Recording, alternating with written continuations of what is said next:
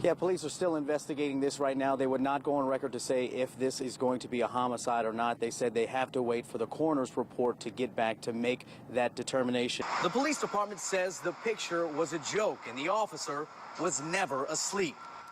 But when that joke got sent to the mayor's office, detectives treated it like no laughing matter, doing everything in their power to find out who sent it. You see the fire left little behind. You have a tub right here that's just kind of tossed aside and other things just thrown about this house. Now, this house was vacant, but it was a house right here where the chaos took place, and one man rose to the challenge. His story is on just one station. Investigators are at the site right now, still trying to figure out the cause of this crash. Now, you see them actually with a backhoe taking some things off. They're actually moving the rails off right now. They've taken off at least 2 of those crashed tanker cars off the tracks and out of the way. On Election Day, there cannot be political signs within 600 feet or 2 football fields of a polling place. Vessel's accused of peddling around town and violating that zone. When we found him and his tricycle today, he wasn't talking. Stealing toilet paper? Really? So how much toilet paper is 90 cases? Well, it all depends on the size and quality. This case right here has 48. So when you do the math, what's that come out to? 48 times 90. And the 2 men are accused of stealing 4,320 rolls of toilet paper. That's a lot.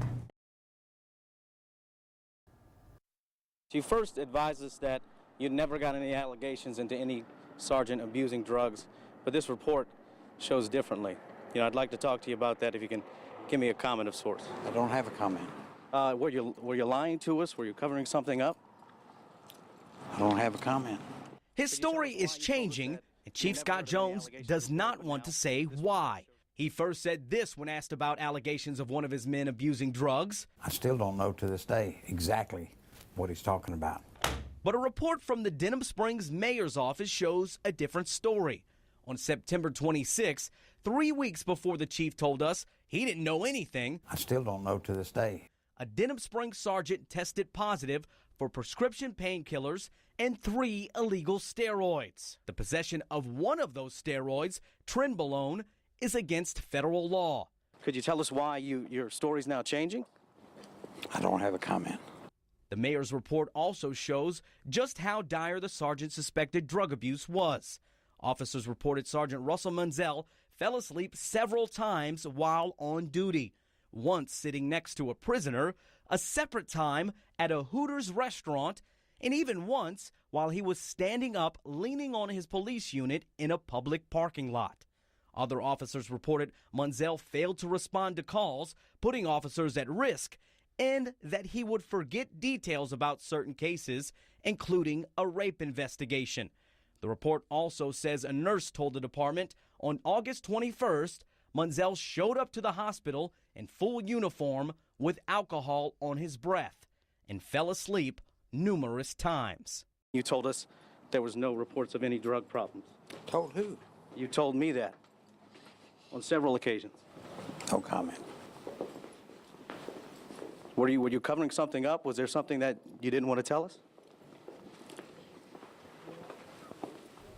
Now, Munzel left the force Sunday night before the mayor could make a decision to fire him or not. The Civil Service Commission's investigation into the Denham Springs Police Department is nearly over. A decision of what repercussions, if any, coming out of that investigation is expected within the month. For the investigative unit, I'm Ryan Naquin. William Hayden told me he's innocent of all the charges against him, and the woman making the allegations against him is someone not related to the child and drummed up charges because she was angry with him. Yeah. I'm kind of tied up. Give me a second. As we were ready to file our live report for the 6 o'clock news, William Hayden called me over to talk behind our live truck, wanting to tell his story, but not ready to be on TV. He told News 2 the molestation charges against him are false, and he just wants his family to get through this difficult time. I mean, it's taking a toll on him. It's taking a toll on all of us here. But his family wanted to share their side of the story on TV today. It's taken a toll on her. And honestly, that's what I'm the most upset about. Who does that to somebody? Hayden's family members say someone they used to have a strong relationship with is spreading lies because of their notoriety. Honestly, man, it's turned into more of a media nightmare and letting people know that it's just not true.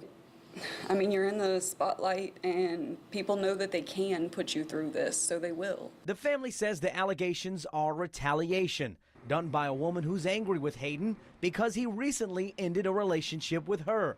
They say he wanted to do a lie detector test to prove he was innocent if the accuser took the test as well. But we're told by the family the detective investigating the case refused that agreement and formally charged Hayden days later. Neighbors have called the sheriff's office several times about this issue, but deputies can't do anything because the animals have adequate food and water. But the owner threatened to break our TV camera when we tried to talk to him. Get out in front of my house. Sir, this is public property. Is that a camera? Sir, I want to warn you.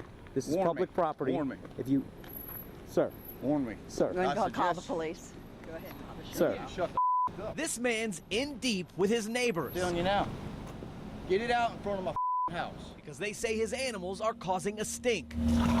He's raising a donkey and a horse at this house in a small subdivision in Livingston Parish, often keeping them in his front yard, tied up to the back of a trailer hitch. This man has donkeys in the front yard of a nice subdivision. Sharon Dreyer was threatened by the man when our camera was rolling. Sheriff's around there. Wait, you stupid.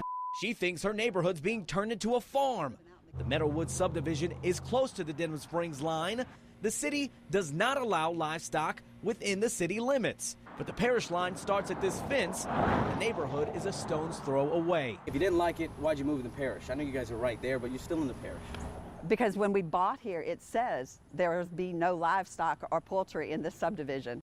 In the subdivision's covenant, it states homeowners are restricted from owning livestock or poultry, but no laws forbid the owner from having the animals. You don't own. As you can see, he's very volatile, and that's how he is with everyone. Neighbors did tell me that they did not mind seeing the donkey and horse in the neighborhood, but one woman did tell me that 3 people have backed out of buying her house because of those animals that sometimes go in the front yard. Live in the newsroom, Ryan Naquin, WVRZ News 2. The man says police badgered him by phone and email for sending a simple picture. But this story is not about the picture. It goes deeper than that.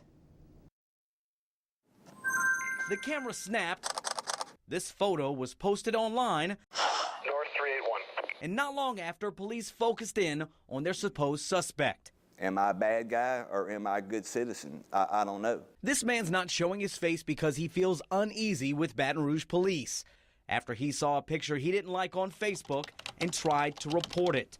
It all stems when one of the cops in this photo posted the picture on social media. The man at the center of our story, a Baton Rouge citizen, saw it and was frustrated to see a cop apparently sleeping on the job.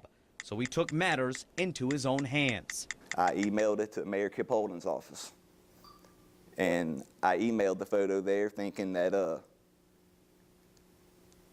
I kind of believed the police would have just deleted the photo and nothing would have happened. So I went over their heads.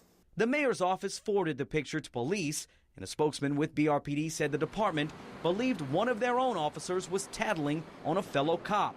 Investigators got the man's email address from the mayor's office and replied by saying that if he was a cop, he violated policies and procedures, such as confidentiality, unauthorized public statements, and conduct unbecoming an officer. But the email goes on to say if the man is not a cop, he could face defamation charges, which carries a fine and/or up to 6 months in jail. They told me that they were going to press charges on me for emailing the photo of the cop sleeping to the mayor's office.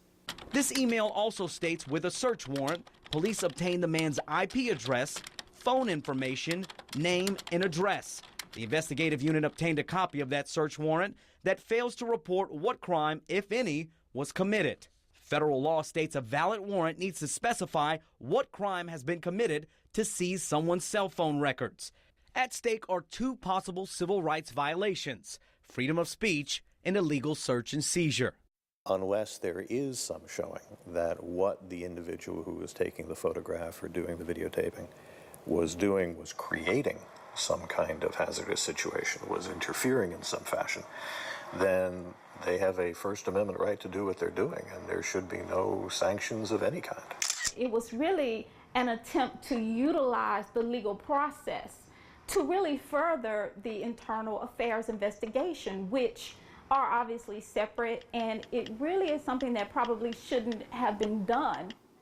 Was the chief aware that this search warrant was being filed? The chief was aware of everything that was going because we wanted to make sure we were thorough in our investigation. Corporal L.G. McNeely spoke with us after Chief Carl Dabadie declined several requests for interviews. The department stands by its decision to seize the citizen's cell phone records because it says BRPD already has a problem with photos of cops with their eyes closed circulating throughout the department. We would seize whatever we have to do to find out exactly what we need to know, and as if this accusation that you're making is actually true. The police department says the picture was a joke and the officer was never asleep. But when that joke got sent to the mayor's office, detectives treated it like no laughing matter, doing everything in their power to find out who sent it. Are there other ways to do this without seizing his cell phone? I can't say that there is or isn't. How come? We had to make contact with him. I felt like I was talking to my high school bully. The picture wasn't lewd at all. It was a cop sleeping. I was trying to be a good citizen. Again, police deny the officer was sleeping. Judge Anthony Marabella signed the warrant and refused to tell us why he approved it. The officer who took the picture was counseled. The officer who had his eyes closed faced no reprimand or punishment. Now, the man who sent the photo to the mayor's office says he's considering bringing civil action against the department.